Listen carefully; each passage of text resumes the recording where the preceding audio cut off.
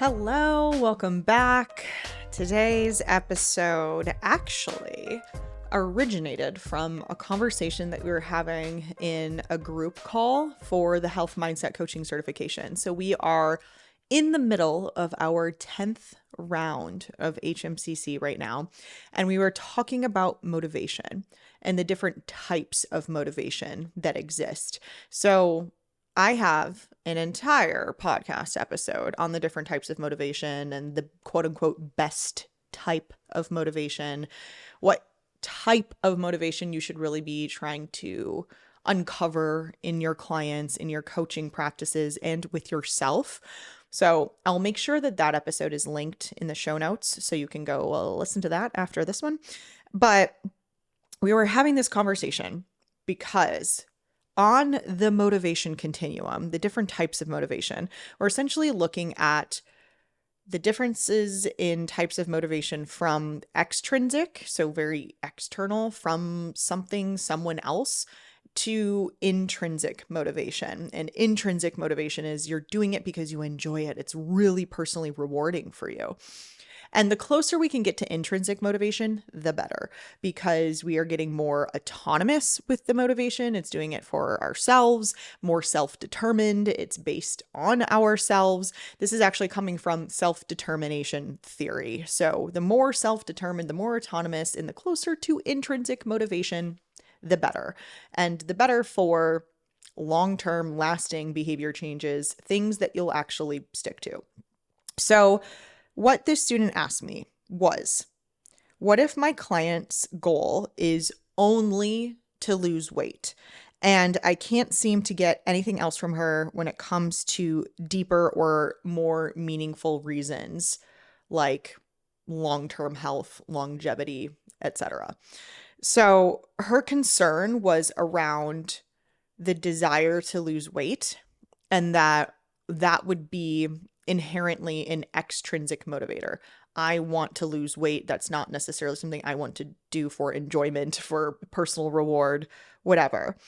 And her worry is that if this client is so focused on this weight loss goal and none of these other things like, oh, I want more energy and I want to be a healthy role model or whatever, she's worried that this client may lose the weight, and this client is successfully going through like a dieting phase, that she will lose the weight and either not be able to keep it off or lose those healthy habits after the fact and, then probably also not keep off the weight that she lost.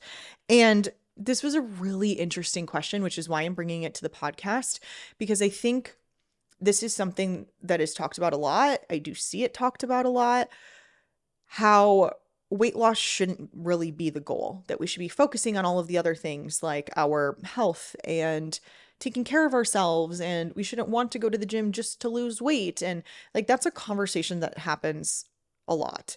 And it's also likely, if it's a concern of this coach, then it might be a concern of yours as well, if you're also a coach, or if you're going through your own weight loss, health, and fitness journey.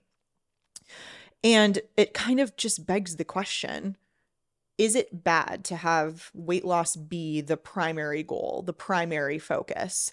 And that was what was underlying this coach's question to me when we were on this group call. And so I kind of like noodled on it for a second, and I asked her how she's going about dealing with this situation. Like what is she doing? And if the direction she's trying to take is essentially feed that client other reasons that she should be motivated to do this. There's so many other reasons and benefits and things that you could get from exercising and eating well and taking care of yourself and sleeping and drinking water. And she said, yes, like I keep trying to like position certain questions so that she comes up with other reasons why she wants to change her health behaviors.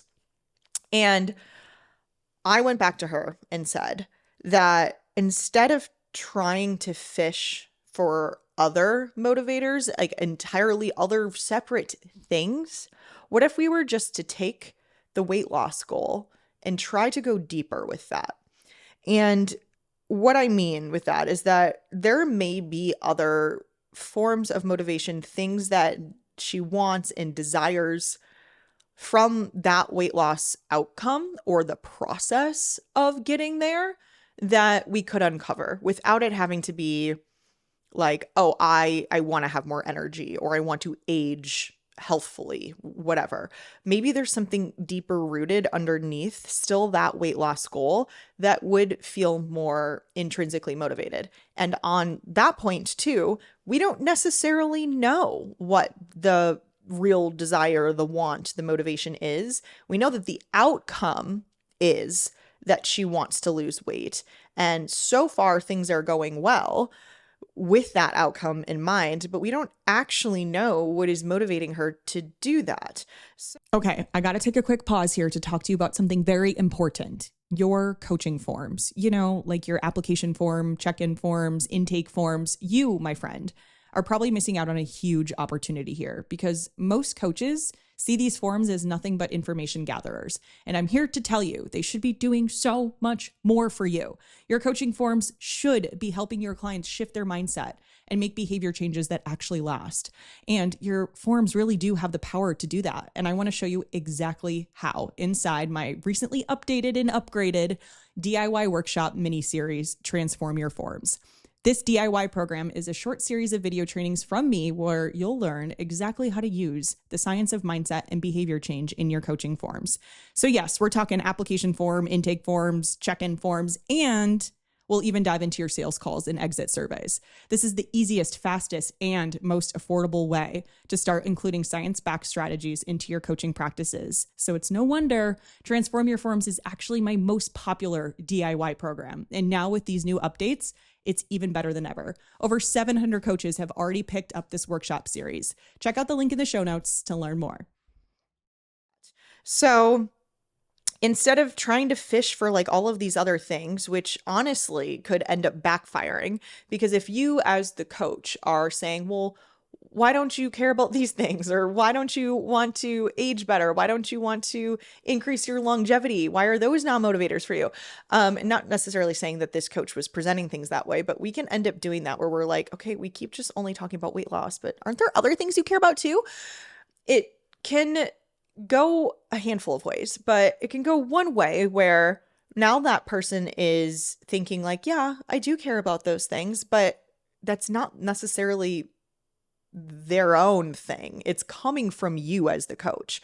So now you're sort of just putting on them all of these other reasons and things that they should care about. And although they may agree with you that those things are important, they don't actually have like a personal tie to it. So you're still not really doing much, even if they're like, yeah, I care about those things too. It's not actually moving the needle towards more intrinsic motivation, which is what we're trying to do. So it could also go the direction of, which is a positive thing still, but you could be presenting all of these different things to them. And then now they're kind of thinking about them for the first time. Like, oh, wow. Yeah, I didn't think about how what I'm doing in order to lose weight are behaviors that would help me forever and ever and keep me alive longer. And like, I haven't really thought about that before.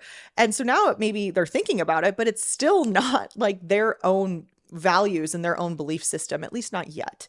So instead, again, like, how do we just dive deeper underneath this weight loss goal and see if we can uncover some other intrinsic motivators, things that will help our clients stick to the plan, stick to these behavior change, maintain their weight loss, all of the above.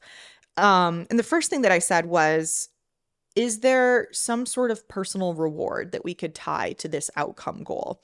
So whether that's, just the simple fact of working towards something, putting effort and dedication into something and being very focused on it for this shorter period of time. Is there a way we could present questions and talk to our clients in a way where they are telling you like, oh, this process is helping me recognize that I can stick to things, that when I put my head down and I'm determined, like I can make shit happen. So now it's not necessarily about the weight loss goal. It's about the fact that I was presented with this challenge and I'm working through it and I'm putting myself first, right now, and that's not something I typically do. So there could be some other values and beliefs that we can tie this weight loss goal to that makes the whole process more closely related to an intrinsic motivation. And I'm saying it kind of weird there, like more closely related to intrinsic motivation, because intrinsic motivation is different than the other types of motivation. However, there are a couple other types of motivation, integrated and identified regulation is what they're called. I just don't want to bore you with those words, that aren't necessarily considered intrinsic motivation, but they're closer to it. They're more autonomous, they're more self-determined, and they're quote unquote better than maybe other types of motivation. And the next one is enjoyment of the process. Focus on the process, not the outcome. We hear that stuff all of the time. But how can we help our clients? Again, don't tell them these things, but help them come to realize that they are enjoying the process, that they're having fun with it, that they're enjoying tracking their data and trying different things and seeing how that makes a difference and how it makes them feel, and get kind of into this research mode of what could I try? What could I do? And how is that going to make a difference? And enjoying that process. Enjoying their workouts. I know that's an easier said than done type of thing when we're helping people get more consistent with exercise, but maybe not that, but maybe it's every time I finish a workout, I feel so good about myself. How are you prompting your clients to realize these things and recognize these things? Because all of that stuff is going to help them continue to do this long term. Tying it back into values. What do your clients actually value? Do they value being a healthy role model for their family because they have one of their core values is I want my family to be healthy and taken care of. So if consistent exercise, eating well, taking care of themselves provides that and is tied back to that value, that's what's going to help them stick to things long term. And, something else that I didn't even have this written down or wasn't part of the conversation that comes up for me is if losing weight and going through this process makes you more confident, and maybe not even just confident in how you look, but confident in your ability to do these things, that's a huge, enormous, amazing side effect. You're showing to yourself, you're proving to yourself that you can do hard things, you can do these things. And how often are we really helping our clients uncover all of that? Because the examples that I just shared are just a few. There's so many other things that could be underlying this weight loss goal that we're not being intentional inside our coaching to help our clients uncover. But that, my friends, is real mindset coaching. That's real behavior change coaching. And it goes beyond setting macros and creating a training plan. And it's crucial if you want your clients to continue to be successful long-term, you want them to stick to the plan, etc. And this is what we are talking about literally nonstop inside the health mindset coaching certification. And like I said, this is where this conversation came from in the first place. So in general, though, I don't think the question should be, is having weight loss as a goal a bad thing? Is it bad to have weight loss as our primary goal? And instead, the question should be, why do you want to lose weight? What is motivating you to lose weight in the first place? So if we're so hung up on the outcome goal, but the reality is people's motivators for that goal are really what's most important. Is it more intrinsic? Is it more extrinsic? Are you inherently wanting to lose weight for something or someone else? Or is it for you? Are you doing this for yourself? Are there some personal rewards and enjoyment that comes from it? That makes a huge difference. Two people could have the same goal to lose weight, but the underlying motivation, the underlying stuff is really what makes the difference. It's not innately bad to want to lose weight, to want to change your body, especially if doing so is going to make you healthier. So where we run into issues, negative feelings, body shame, all of the stuff that, anti-diet culture really grasps onto. Where we run into that is when the underlying motivation, this is at least my perspective, my educational assumption here, is if the underlying motivation for that goal is not psychologically healthy or psychologically productive. Because that's where then we run into, okay, I lost the weight and now I gained it back, yo-yo dieting, and just long-term inability to maintain that weight loss. Yeah. It's a very nuanced conversation, which is why I wanted to bring this to the podcast. And I'm sure your gears are turning in different directions now too. But I think that's just always so much the case. It's not, is this thing good or bad? That's all or nothing thinking at its finest.